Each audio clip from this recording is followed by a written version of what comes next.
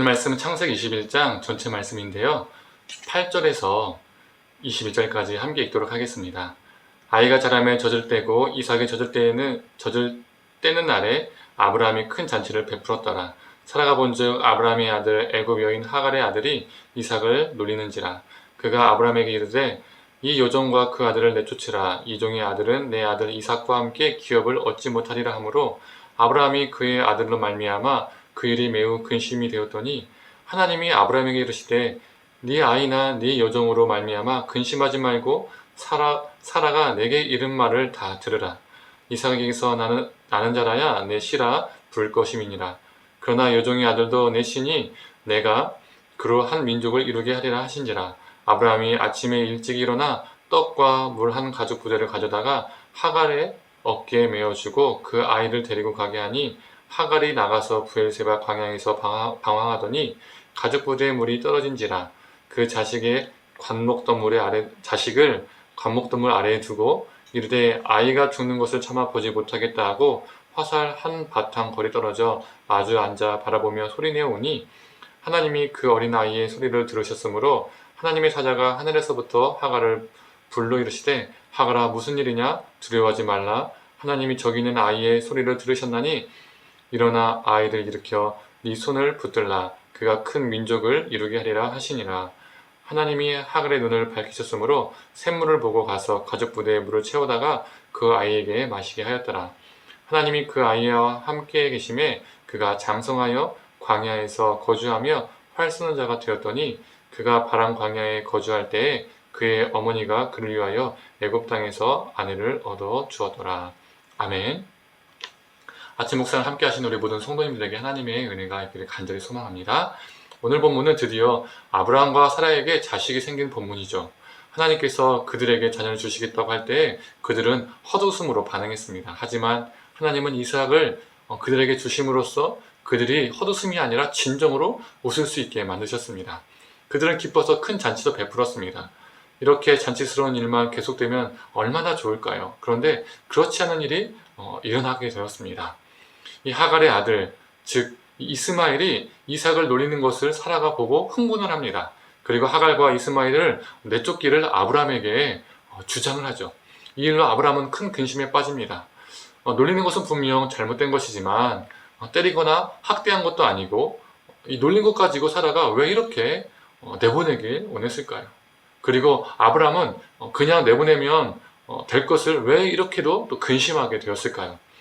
리피트 이슈탈이라는 법이나 하무라비 법, 우리가 하무라비라는 법은 많이 들어보셨죠? 이 고대 근동의 그 당시에 법을 보면 노예의 서자의 친권을 인정할 때는 상속은 가능하나 여전히 신부는 노예로 유지가 됩니다.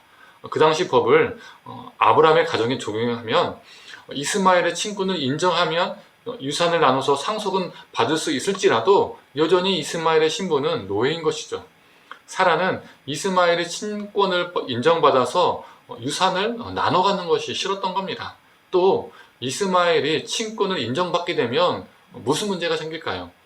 이스마엘이나 이삭 모두 상속은 받을 수 있으나 친권을 인정받은 첫째 이스마엘은 여전히 노예이고요. 이삭은 둘째인데도 노예의 주인이 됩니다. 즉 형의 주인이 되는 것이죠. 형제의 관계가 이상해지는 것입니다. 이런 상황은 심각한 갈등을 계속 불러 일으킬 수밖에 없는 것이죠.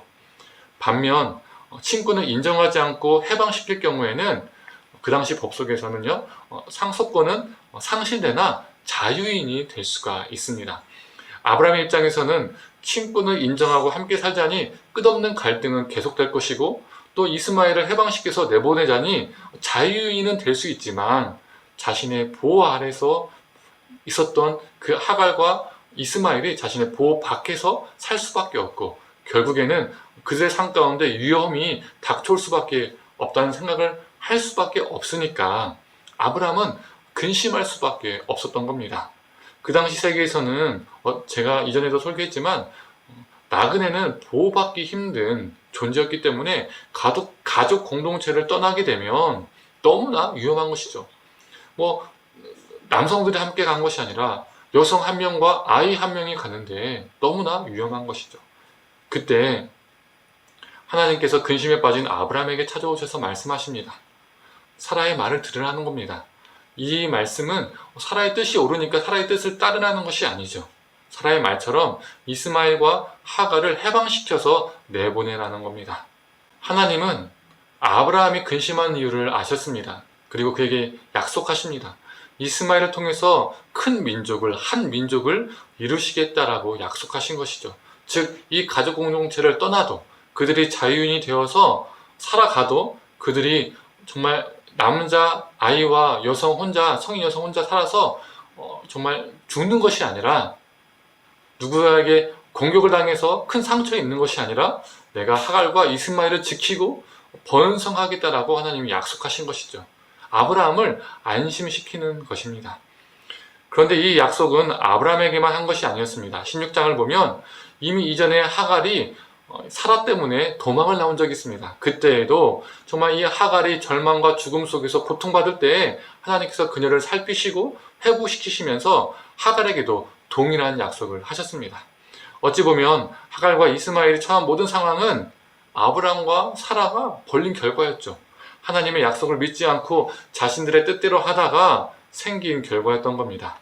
그러나 하나님은 아브라함과 사라의 그 믿음 없음, 그 문제를 떠나서 자신이 하갈에게 한 이 약속을 신실하게 지키신 분이시라는 것입니다. 아브라함은 이 하나님의 약속을 듣고 하갈과 이스마엘을 해방시킵니다. 그런데 해방된 이 모자의 상황은 참 녹록지 않았습니다. 광야 사막에서 정처 없이 헤매다가 물이 떨어지고 하갈과 이스마엘은 절망 속에서 울 수밖에 없었습니다. 죽음을 기다리는 것이죠. 우리 하나님은 이 이스마엘의 울음소리를 들으시고 사자를 보내셔서 그들에게 물을 먹이십니다. 16장에서 하갈과 이 뱃속에 있는 이스마엘을 돌보셨던 하나님이 이번에도 다시 살피시고 돌보십니다. 그리고 이 10절에는 이렇게 기록되어 있습니다. 표준 세번역으로 읽도록 하겠습니다. 그 아이가 자라는 동안에 하나님이 그 아이와 늘 함께 계시면서 돌보셨다. 그는 광야에 살면서 활을 쏘는 사람이 되었다. 이스마엘이 자라는 동안에 그 내내 하나님이 그와 함께 하셨고 그를 돌보셨다는 겁니다. 하나님의 은혜와 자비가 이 이스마엘의 삶에 계속 이어졌다는 것이죠. 우리는 간혹 우리 하나님을 제로섬의 하나님이라 생각할 때가 있습니다. 속된 말로 표현하면 한 사람에게만 하나님이 그 은혜와 자비를 몰빵해 주시는 분으로 착각하는 것이죠. 이삭과 이스마엘이 있다면 이삭에게만, 야곱과 에서가 있다면 야곱에게만 하나님께서 몰빵해 주는 분으로 우리는 착각할 때가 있습니다. 그러나 성경은 그렇게 말하지 않습니다. 우리 하나님은 믿는 우리뿐만 아니라 불신자들에게도 은혜를 베푸시고 모두에게 동일하게 해를 비추시고 동일하게 비를 내리십니다. 이 말인즉슨 나뿐만 아니라 다른 이들도 하나님의 은혜와 자비를, 하나님의 구원을 맛보아야 할 존재들이라는 것입니다. 오늘 하루도 하나님의 사랑과 은혜를 내 안에만 가두는 것이 아니라 흘려보내는 존재, 그들도 하나님의 은혜와 자비를, 그 구원을 경험할 수 있도록 우리가 그 통로가 되기를 간절히 축원합니다. 함께 기도하겠습니다. 하나님,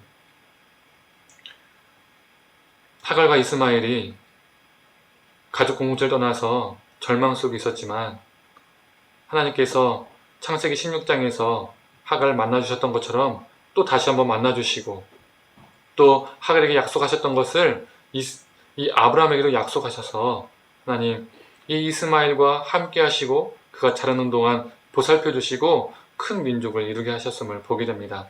하나님의 자비는, 하나님의 은혜는 우리 믿는 자에게만 흐르는 것이 아니라 믿지 않는 자들에게도 이 세상 속에 편만하게 임하는 것을 우리가 보게 됩니다.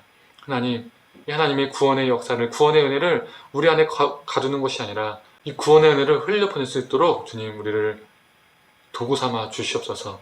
감사드리며 사랑에 많으신 예수님의 이름으로 기도드립니다. 아멘.